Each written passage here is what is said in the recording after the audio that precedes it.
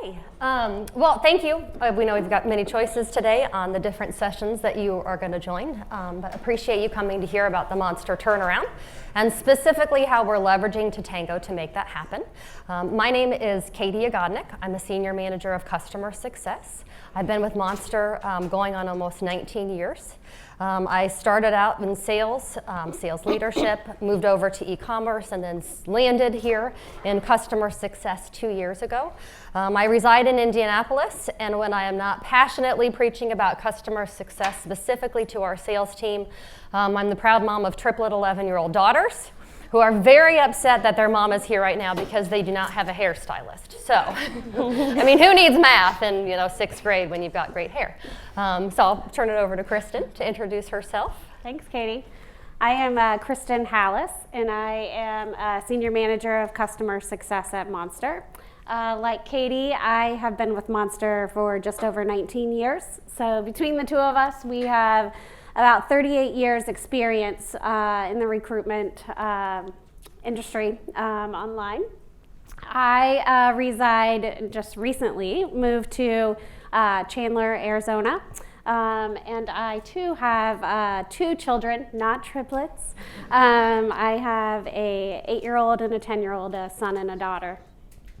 So we get to share lots of good stories all do. the time. In the midst of, trying to do this customer success thing. So today we're going to talk a little bit about the evolution of Monster. We're going to talk about our goals, Totango's impact, how we're turning the business around, specifically within the sales organization and also with customer success. But before, and then of course we'll get to Q&A. Hopefully we don't run out of time. But before I get started into going over Monster's evolution to know the audience here today, how many of you are current Totango users? Is everyone in the audience a current Totango user?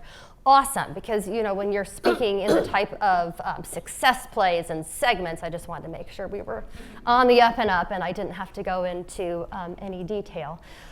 So a little bit about Monster.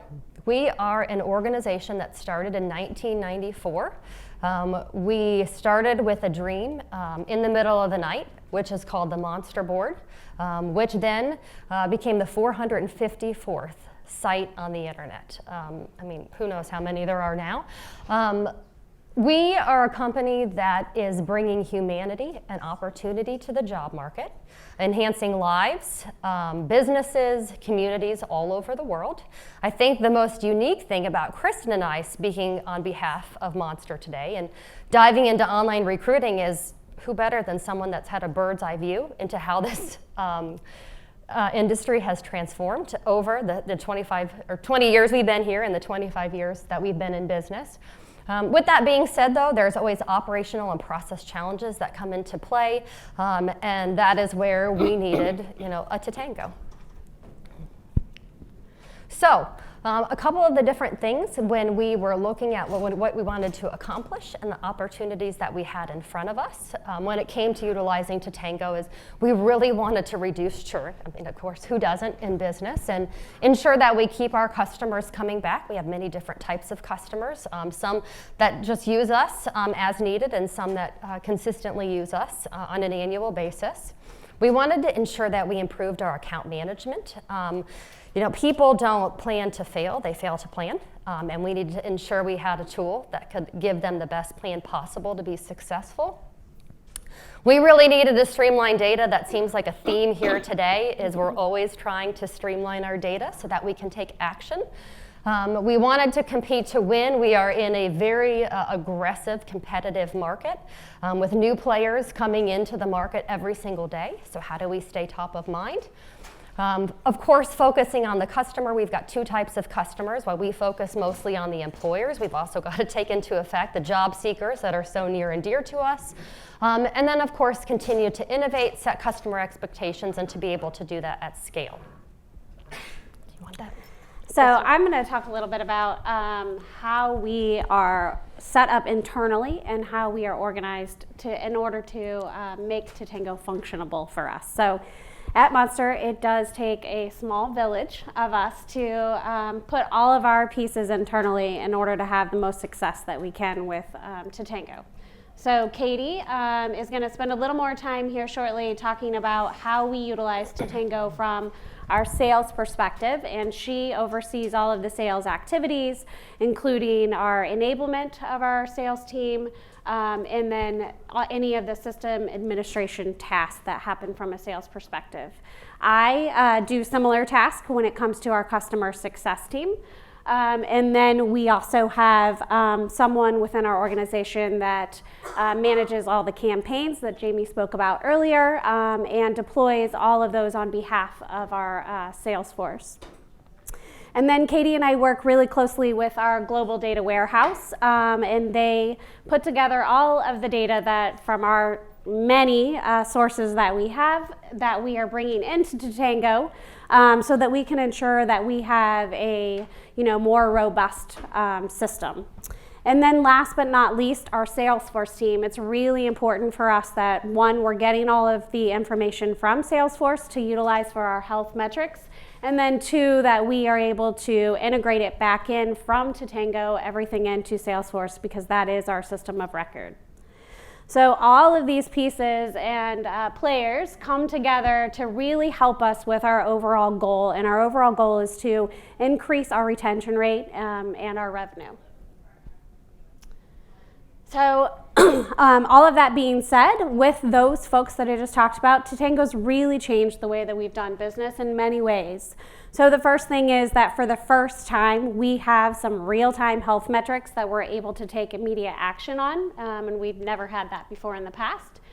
We rely heavily on the segmentation engine to better understand what are those key drivers that we need to know about to take that action. We then utilize the success plays and send that out to our sales force and to our customer success team so that we can take that action and drive upon it. We've mentioned how we leverage the campaigns. We leverage it in two fashions, one from a proactive standpoint to outreach to our customers if they are not engaging or adopting in a specific product or solution, and then also from a rep-driven offer campaign. So we take the onus away from our reps to spend the time, they can focus on the hot leads, and we're taking it out of their hands to focus on those cold leads for them. We also leverage the ad hoc file addition so that as at any point in time our data, something comes in and we need to take immediate action on it, we can take it right away. And then last but not least, this helps us really with what we're trying to accomplish in getting a more consistent customer journey. Okay, so now I'm going to spend a little bit of time diving into how we're empowering our sales team. When I first stepped into the role of customer success manager and tasked with implementing Totango, it was for our small business team. It was around 50 sales reps. We had roughly 34,000 accounts, and our team was trying to manage 3,000 accounts each at a time. And these are accounts that were spending with us currently. They were not current customers, and to some degree candidates. So there was a lot of work to do. We were trying to better understand, how are we're going to make it so that our reps don't have to look at their accounts on a one-to-one basis. Why Salesforce is a great system of record that for us was what it was, and not a great place to bring all the information together. We wanted to bring all the information together. We wanted to maximize our rep selling time. So we needed to partition out what that engagement was going to look like when you have 3,000 accounts, and where do we want them to spend their time. And so there was just, and of course, overall, with 34,000 customers that you're trying to help, you can obviously have some churn that you need to get in front of, and let's help give them an early warning system to minimize that. So what started out as a pilot with our 50 sales reps, we have now deployed Totango to our entire North American commercial team based on some of the success, which I'm going to get to here in a little bit, of what we've been able to achieve with our small business team. But we have all of our accounts represented in Totango. When I say all of our accounts, we have acquisition reps, we have small business reps, we have mid-market reps. They all manage anywhere from 200 accounts to 8,000 accounts.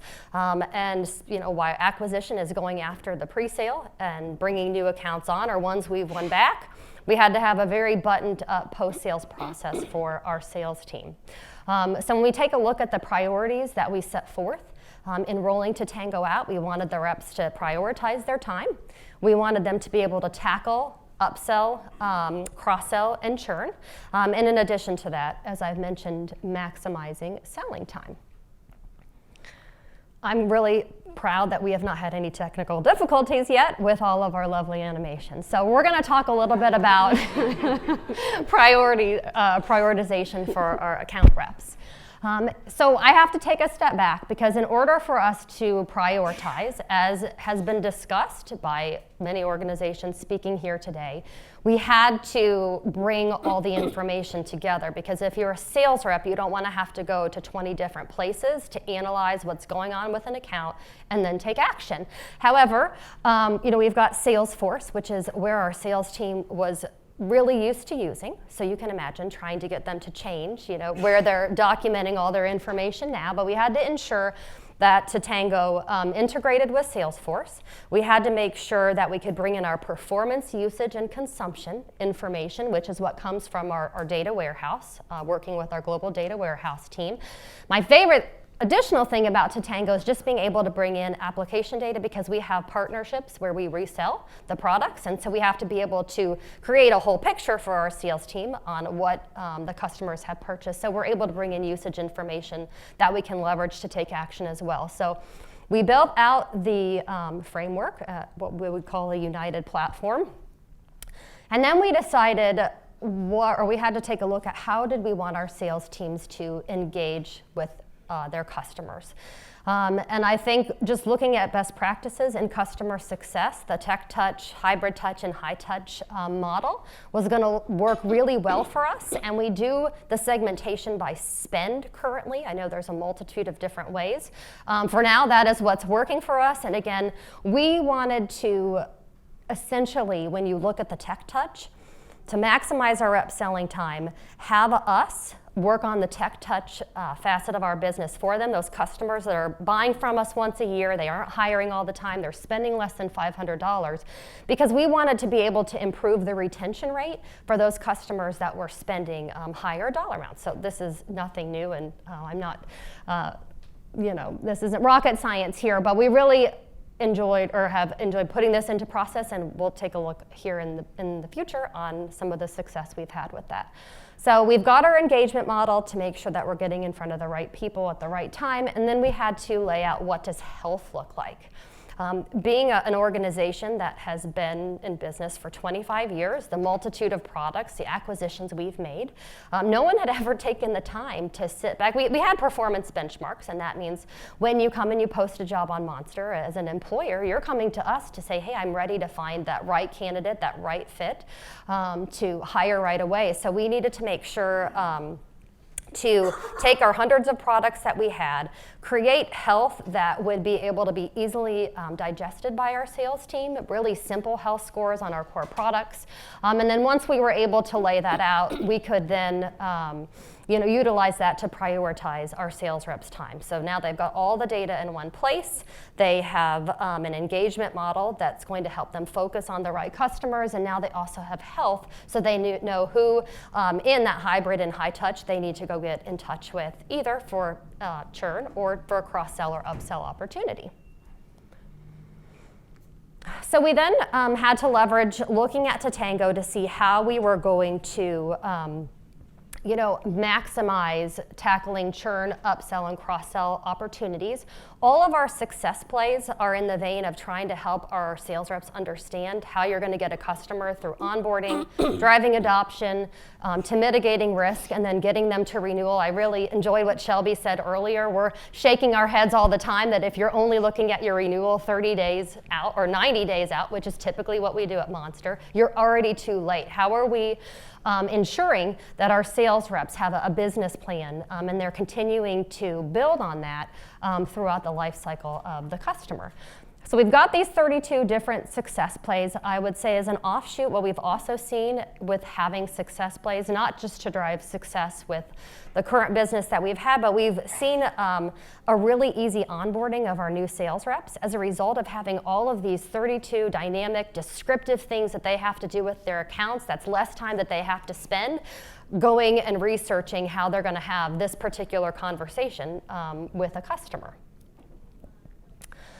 So again, in the vein of tackling upsell, cross-sell opportunities and churn, we wanted to make sure that we partnered with our sales team in terms of leveraging the Totango campaign functionality, and wanted to take over for our sales teams. And I think it's so funny that we brought up welcome letters. Hey, you're no longer responsible for reaching out, saying, hi, I'm your new sales rep.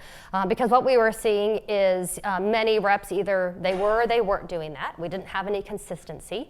And so specifically to making sure that our customers were getting onboarded correctly, we made sure to deploy 7 onboarding campaigns depending on the products that the customer had purchased.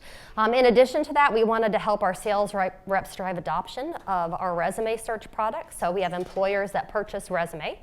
They go in, they're searching for candidates on a daily basis. If customers aren't utilizing that, we wanted to be able, on our sales reps' behalf, reach out to them, invite them back into utilizing our service.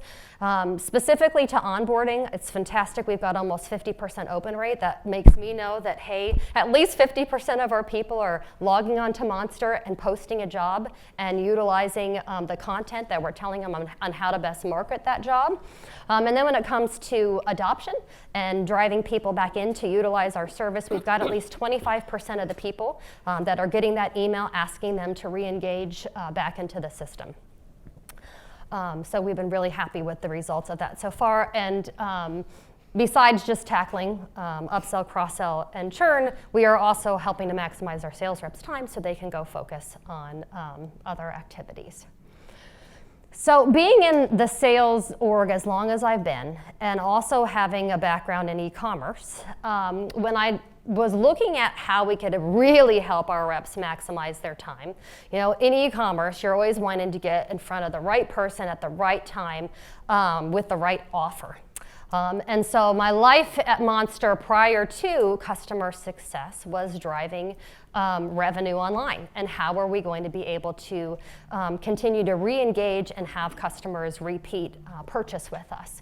And so I thought to myself, what if for our entire sales organization we could do automation at scale, because we finally have all the data that we need to target our customers in a more direct fashion. And when I say target our customers, most of you might be thinking, well, what about your marketing team? Well, we have a fantastic marketing team, but our marketing automation at Monster today is we can send out fantastic content, but it's a one-size-fits-all when it comes to any types of offers that you're trying to send out. So that's where Totango comes in at the rep level. We can actually pick what the customer purchased, what the product was purchased, and be able to put the right offer in front of the customer and hopefully the right product and or new products.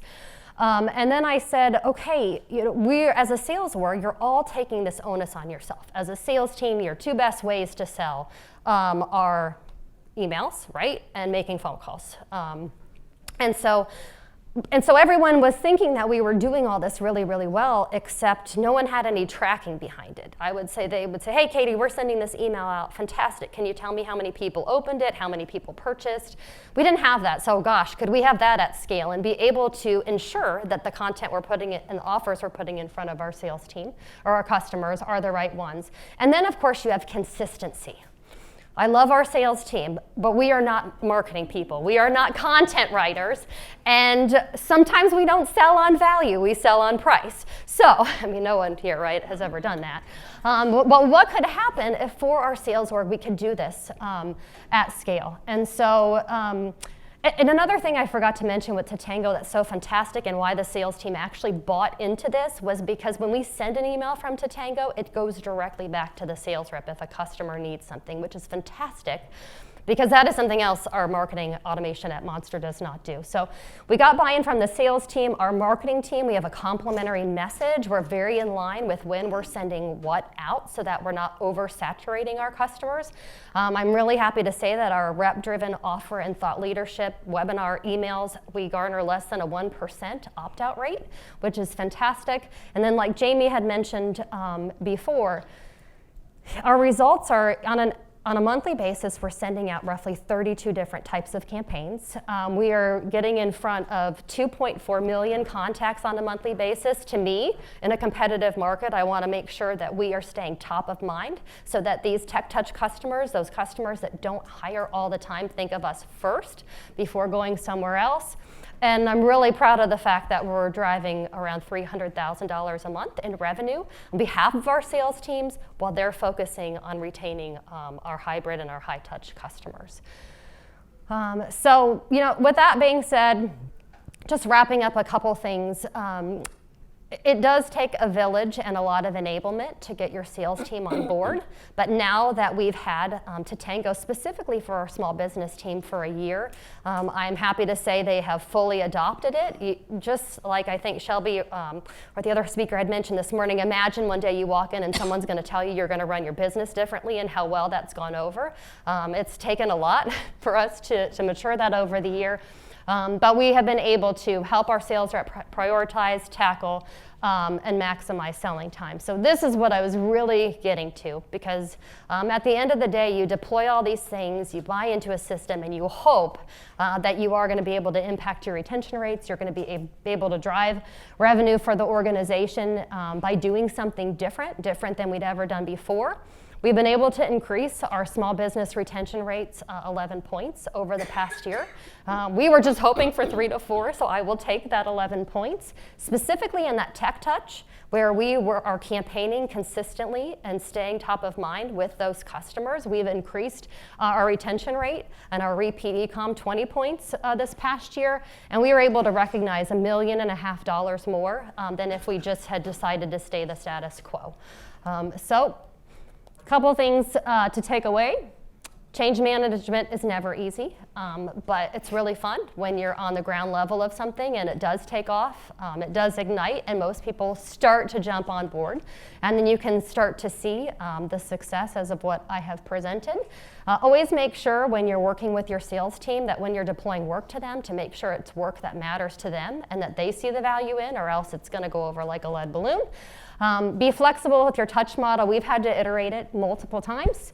Having health metrics that are easily understood because of 150 different salespeople looking at this on a daily basis. If they can ingest it easily, it's less work for you as the administrator, but it means they can go and work faster and maximize their selling time. And for Totango, just the ability for us to have clean data that we can take action on has made a world of difference when it comes to selling, retaining revenue, and of course maximizing selling time and increasing our retention rate. So with that, I will hand it over to Kristin. Thanks, Katie. Mm-hmm. So I'm going to speak a little bit about how Totango has helped us with our customer success team inside of things. So overall, we have really worked, our goal for customer success, I spoke about this a few minutes ago, was really just to create a consistent customer journey. And we're trying to do that through onboarding, adoption, and mitigating risk. At Monster, we have had to implement an untraditional customer success model, that I would call it. We have 6 customer success advisors that are supporting all of our business segments and have to find a way to support as many customers inside of each of those segments. So with that, we were tasked with trying to come up with a way to maintain the key elements of customer success while being as efficient as we can, supporting as many of those accounts. This has helped us to be able to identify projects that will give us the greatest impact. Our return, is through our retention and our ROI. And then it's hard for me to see from up here. And then Totango has really been the answer for us. It's helped us to be able to segment and identify the best accounts that we should be supporting in order to meet those goals of onboarding, driving adoption of our products and solutions, and then trying to mitigate any at-risk customers. So with that, Katie spoke about this a few minutes ago. We had to build out a framework before we started getting into those areas. So we first, to get our consistent customer journey started with that hybrid and tech touch model.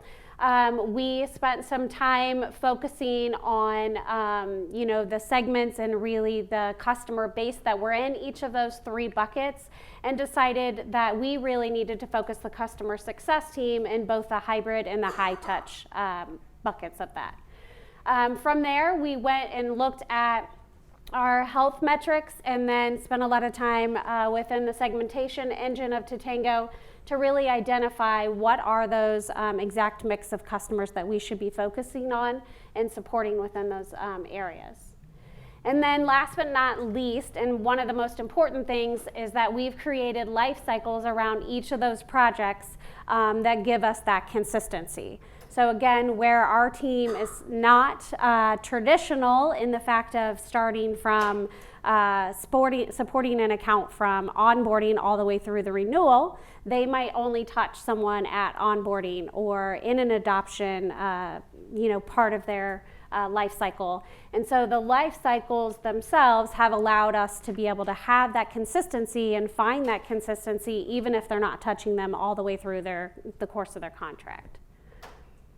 So from here, I'm going to dive in a little bit to those 3 key areas that we focus on. So the first being onboarding. We utilize the onboarding lifecycle, and then we have deployed out key task or success plays inside of that. So when we put together the lifecycle, we have built it into 4 phases. Our first status within the lifecycle is discovery, and that's where the customer success advisor is spending some time really just understanding the customer's contract, what product solutions they had, and then they go to the second bucket of customer engagement and training, which is where we're spending the majority of our time. And that's just doing our training, providing them best practices, or any other help that we can during that onboarding process.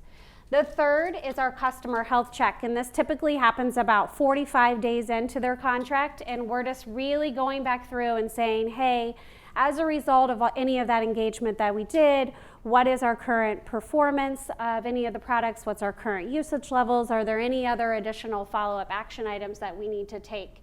And then last but not least, we cap it off with a 90-day strategic business review, which is doing a full overview of everything that they have, everything that we've done.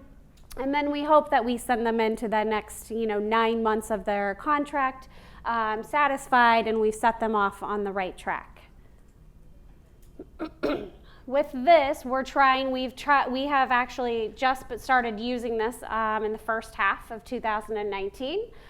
We hope that from our learnings of utilizing these life cycles that we can deploy these into the other key areas is what we're working on now, and that we can also deploy this out into the sales side of things that Katie was speaking about earlier, so that we can have a greater impact and a more consistent customer journey across all of our customers. So we're also working on building out an adoption life cycle. We work really closely with our marketing department and other departments within Monster in order to ensure that we have a more full adoption plan on how we help our customers with any products, specifically our newer products. And once we have that life cycle, we hope that it will give us the ease and flexibility to then roll out any of those success plays for whichever product we need it for inside of that life cycle. And then our third area of focus is really around mitigating risk. So again, we're working on a life cycle here. And we have 2 buckets that we support inside of here. One, we use the health metrics and also the segmentation engine within Totango to identify customers that are coming close to their renewal and also have something that is showing us they're at risk. So whether that means that we're saying they have low usage of a product, maybe the performance of the product isn't at par, we want to make sure that we're able to get ahead of them. And then the second area is that we have a lot of customers that we can't necessarily identify fast enough inside of Totango because of the small team that we have. So we want to make sure that we can still address any of those that may need to have something done for them. So with that, we have an intake process, and we vet those intakes as they come in through a form. We utilize the health and the segmentation inside of Totango. And then if we decide that it's something we should take on, we assign out the task in Totango so that we have one system of record where we're tracking every project that the customer success team is working on. So how does this help us become successful? Well, as you can see, Totango has really helped us be more efficient. Like I said early on, we have a lot of accounts that we're trying to support. We're not supporting them throughout their entire life cycle. So in order for our 6 customer success advisors, we had to find, the ways to be able to make it more manageable and make sure that every customer is getting a good experience. We today have started to utilize the scorecards inside of Totango in order to really help us see those real-time KPIs. So one, it helps us from the efficiency standpoint. We're able to see how many accounts are we supporting? Do we have areas of opportunity? Are there things that we should be changing? What are our successes? We're able to realize those faster. And then because we have a small team and we're assigning projects every day, we're also able to see the bandwidth of the team, in real time and see who can take on what, project that might come in. So I'm going to just quickly show you a couple of samples of what we have today built in as far as the scorecards. So we have a scorecard that shows us the health of any account that we have completed the onboarding process for. And it allows us to see over time if the health is changing on those that have gone through, that program.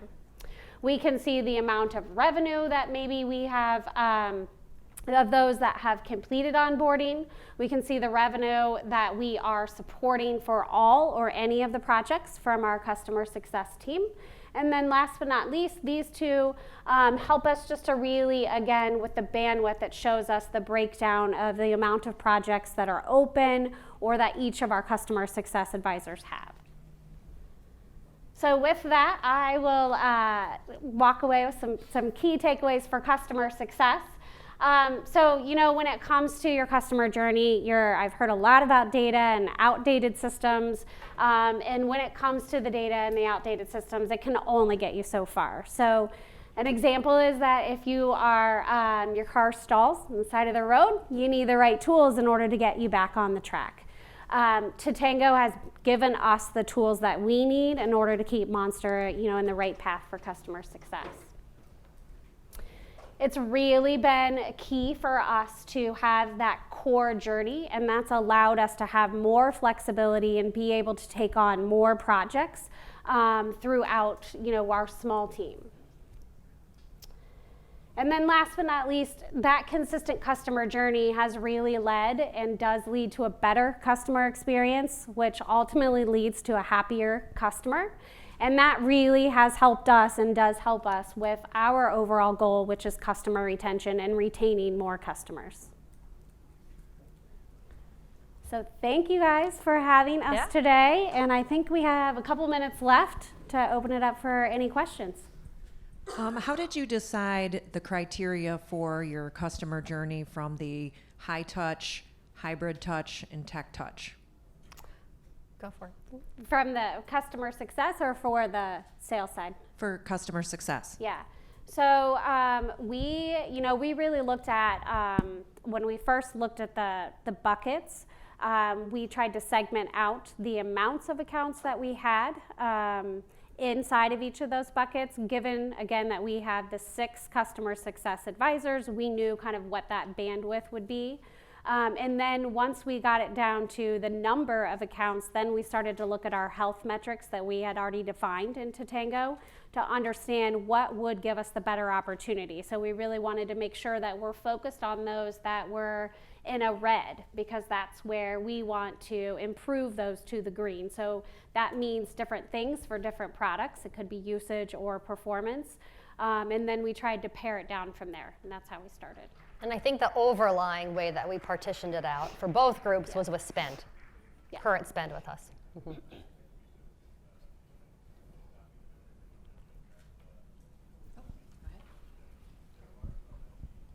I can also speak loudly if that works. We want to hear you on the microphone. All right, perfect. So I have like I guess a two-part question for you. Okay. So it's very untraditional model. It's a little strange to me, so I'm trying to piece it together in my head. It sounds like your sales rep and your CSAs kind of do in nature very similar, if not the same things in some regard. So how are you literally using success plays to make that delineation more clear? Mm-hmm. And then are you using a one-size-fits-all approach with those success plays, or are you making it very segment-based, very industry-based, et cetera?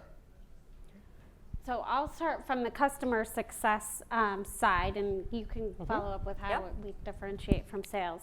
In customer success, we are really focused. We spend a lot of our day today doing training, offering best practices.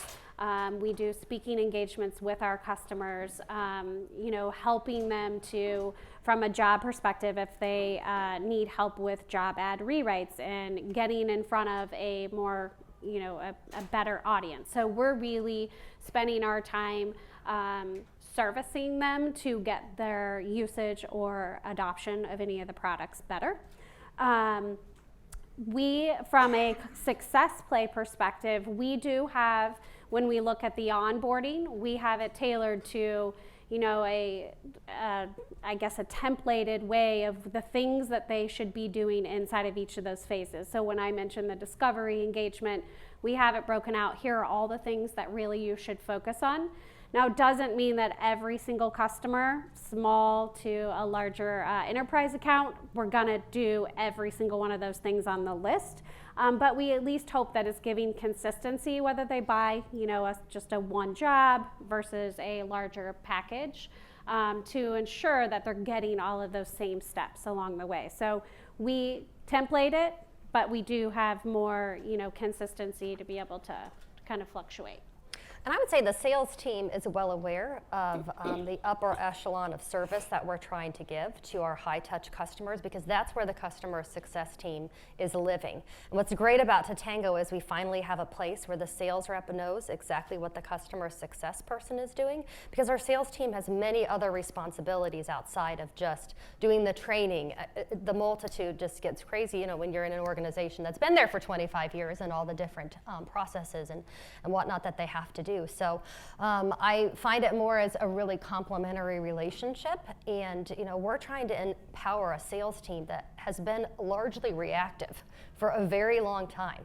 So trying to get 150 people's mind around, you proactively, if you take the steps to onboard a customer correctly, you take the steps to continue to drive adoption, we have to do that at a very large scale, and we're making baby steps as we continue to ensure that they're doing all the tasks that they need to do, so that when it comes renewal time, that customer stays with us. What's great about Kristin's team is, they're doing that, focusing on that, again, for our high-touch customers, and our sales reps are trying to get their heads around that for everyone else. And we also use the success plays a lot of times for opportunities, for upsell opportunities for the sales reps. So if we see that they're running low on a job inventory, that's something for them to go in and sell. And I think that would be the differentiator. We're not going in there to upsell them anything during that time. Yeah. Good question. Thank you. Any more questions? Okay, well, there's one more. Vinay, go ahead.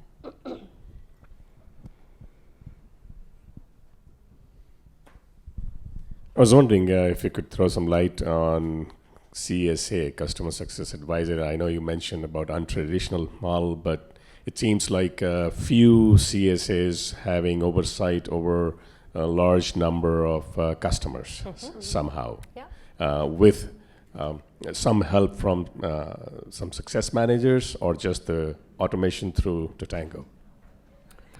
Yeah, so I would say how we're managing the large amount of accounts at this point from our customer success perspective is really through segmentation, segmenting out the business, segmenting our accounts into which phase they're in. We utilize the data that we're bringing into Totango to tell us if they are in that onboarding phase. Are they, 3 to 6 months into their contract? Maybe we need to look at adoption. Are they nearing the end of their contract? And that's really how we are segmenting out where we support them.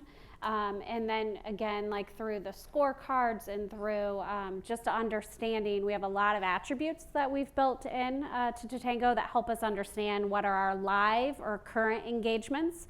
So the intake process that I spoke about, we have it built in an attribute that shows if the project is still open or if it's been completed.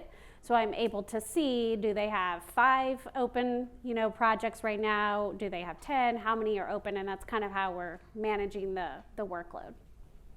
So you're saying you were able to manage with just few customer success advisors. The system is helping you Yeah. to have good enough control. Yes. Yep. And this is something that in the past I'll say we've done manually through multiple systems of tracking. So we've had to bring in, spreadsheets or other tools that we've used to track it and try to bring it all together. So it's really allowed us to bring it all into one place and manage it better. Okay, thank you. So I want to again thank Katie and Kristin for sharing your results, because it's really compelling. I think we all enjoy hearing the really tangible actions you're taking and the results you're seeing. And one of the things I took away from this session personally was the kind of combination of customer success and sales, which is interesting in the way that you guys are doing it. And then the results of an increase of an 11% in retention or an SMB, that's amazing. And I think that deserves a round of applause for these guys. Yeah, and I guess, and we'll give them a second round of applause for 20% retention increase in the Tech Touch as well. So that's incredible as well. Thank you so much.